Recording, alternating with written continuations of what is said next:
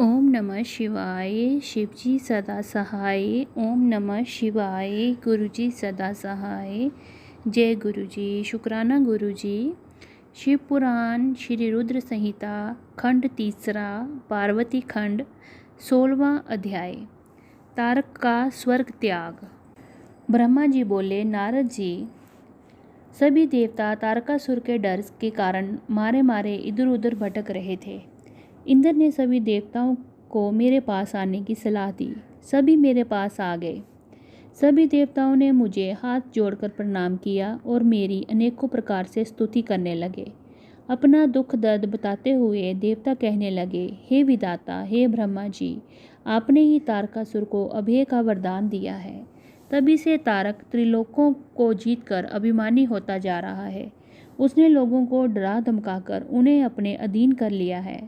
तारक ने स्वर्ग पर भी अपना अधिकार स्थापित कर लिया है और हम सभी को स्वर्ग से निकाल दिया है। उसने इंद्र के सिंहासन पर भी अपना अधिकार कर लिया है।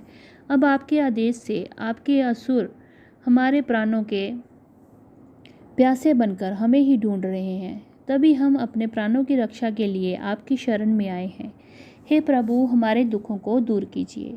देवताओं के कष्टों को सुनकर मुझे बहुत दुख हुआ। मैंने उन्हें सांत्वना देते हुए कहा कि मैं इस संबंध में कुछ भी नहीं कर सकता, क्योंकि तारकासुर के घोर तप से प्रसन्न होकर ही मैंने उसे अतुल्य बलशाली होने का वर प्रदान किया था।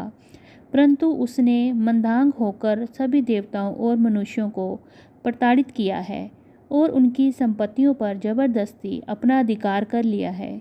इसलिए अब आप सब इस बात से निश्चित रहिए कि एक दिन तारकासुर का विनाश अवश्य ही होगा।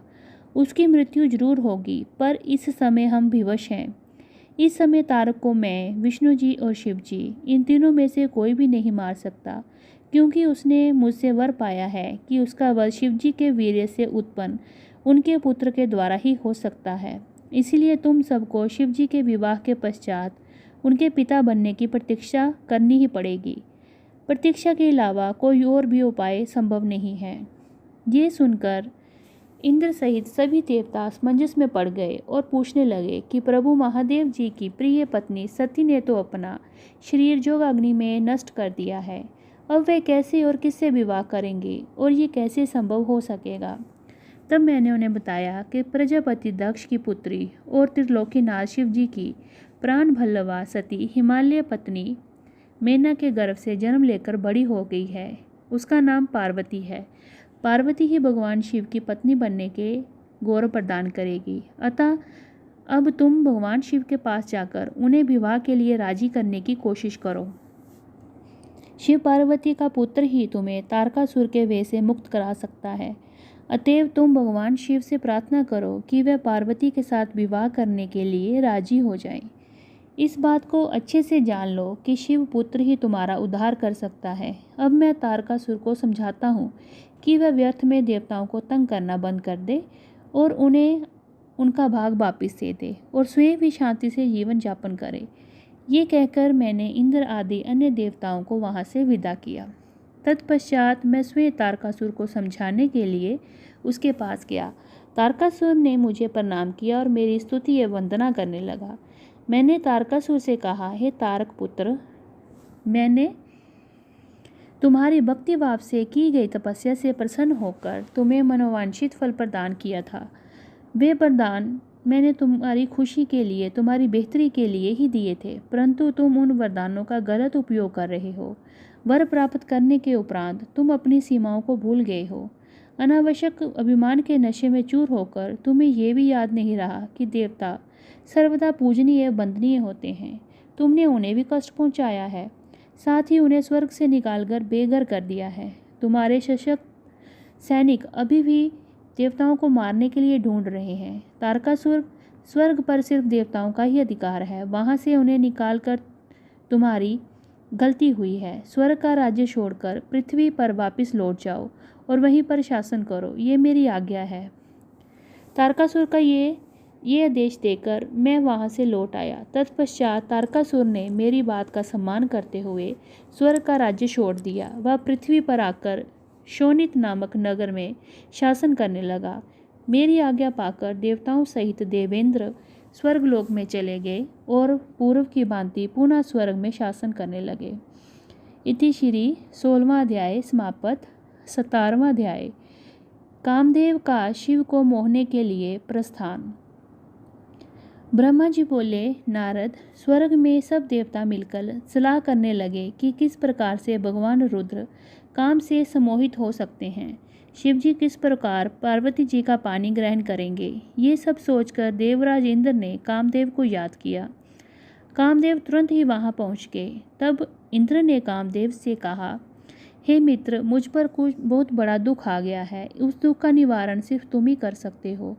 हे काम, जिस प्रकार वीर की परीक्षा रणभूमि में स्त्रियों की कुल की परीक्षा पति के असमर्थ हो जाने पर, और उसी प्रकार सच्चे मित्र की परीक्षा विपत्ति काल में होती है, इस प्रकार इस समय मैं बहुत ही मुसीबत में फंसा हुआ हूँ और मुझे इस विपत्ति काल में तुम ही मुसीबत से बचा सकते हो और इस विपत्ति से मुझे बचाकर सभी देव लोगों का कार्य के लिए हित करो, इसमें कोई संशय नहीं है।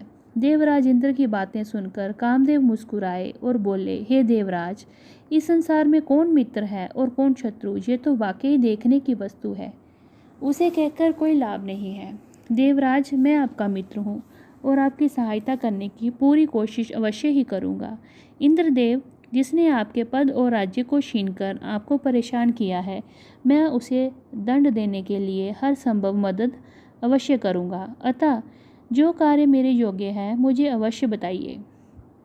कामदेव के इस कथन को सुनकर इंद्रदेव बड़े प्रसन्न हुए और उनसे बोले, हे तात, मैं जो कार्य करना चाहता हूँ सिर्फ आप ही पूरा कर सकते हैं। आपके अतिरिक्त कोई भी उस कार्य को करने के विषय में सोच भी नहीं सकता।